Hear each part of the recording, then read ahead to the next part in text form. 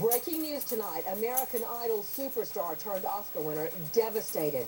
In an apparent home invasion, Jennifer Hudson's mother and brother brutally murdered. The American Idol star breaks the bank, offering a $100,000 reward for her 7-year-old nephew kidnapped from the scene, only to learn little boy confirmed dead. Murder weapon, a P226 Sauer semi-automatic 45 caliber handgun, the Cadillac of 45s. Discovered, discarded in a vacant lot just yards from where 7-year-old Julian found dead. Also confirmed, it is the same weapon used in the Hudson family murders. Bombshell tonight. Police allude to more than one killer. A second killer on the loose? Is that what they're telling us? Hudson's brother-in-law, William Balfour, on parole for attempted murder, arrested for cocaine just this June, but slipped through the cracks to walk free at the time Hudson's family gunned down. Police not naming Balfour an official suspect. He is now poised to walk free. But can grainy surveillance video be enhanced in the search for clues?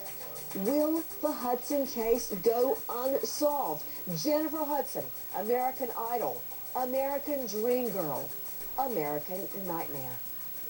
A very real possibility of a second individual, of police noticing someone, not person of interest William Balfour, moving the estranged husband's car in the hours following Friday's rampage at the Hudson home. The police have been questioning William Balfour, the boy's stepfather, but still won't say he is a suspect. He's a person of interest, but that's not to say that there's not other individuals that may turn up. What if it's the wrong guy? They're probably waterboarding him in there, and if they haven't found anything on him. The weapon did in fact belong to Jason Hudson, but as of a couple of days ago, there were reports that the murder weapon was in fact stolen from a home in Michigan. Police are not confirming who this murder weapon in fact does belong to, if it was Jennifer Hudson's brother, if in fact it was a mysterious person in Michigan. There were extra bullets inside of that gun, which in fact do match the shell casings at the murder scene. 4 different kinds of distinguishing, unique marks are on those shell casings, linking them to the gun.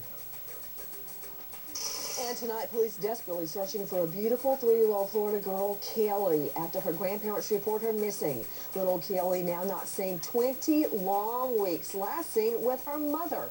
So why didn't Mommy call police? The search for little Kelly intensifies with searchers back in Orlando now, and this time with plenty of backup. A team of bounty hunters join forces to zero in on heavily wooded areas and other key targets. Top Mom Casey Anthony's case in court tomorrow morning as teams of psychics also converge in Orlando tonight. Where is Kelly?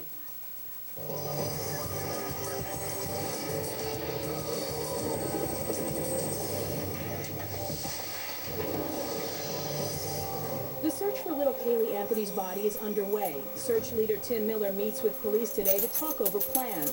The search reportedly will center around an area near the Orlando International Airport. A cell tower is a three-sided object, and it can give you a direction that a phone was in up to 3/4 or a mile and a half. If you get enough people out there, you're going to be able to find the areas where these pings were from. Almost 2,000 new pages of discovery is expected this week in the disappearance of little Kaylee Anthony.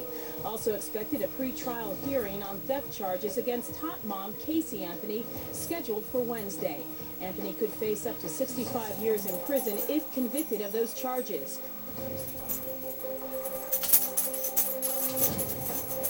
Good evening. I'm Nancy Grace. I want to thank you for being with us. Before we take you live to Chicago, this day, 1 year ago, my life was changed. I nearly died giving birth to John David and little Lucy.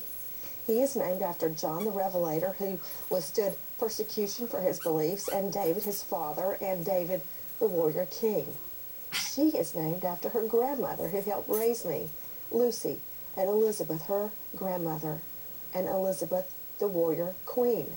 And in fact, they did do battle for a long time just to live. Their survival may not have happened without your thoughts and your prayers. And I want to thank you. And at your request, photos later.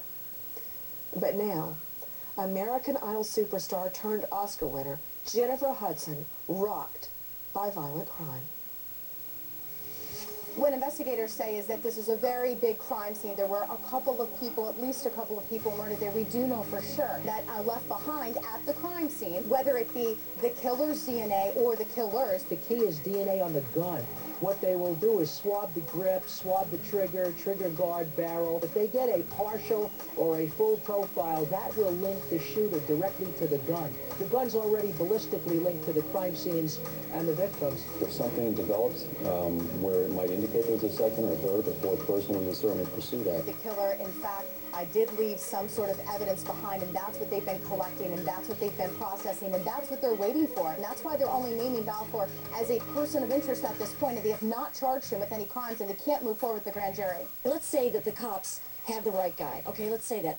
How did William Balfour then kill two adults, grab a child, put him in a car, get the car across town where nobody saw it, put a cloak of invisibility over the car so that nobody discovered it with the body in the back until Monday morning?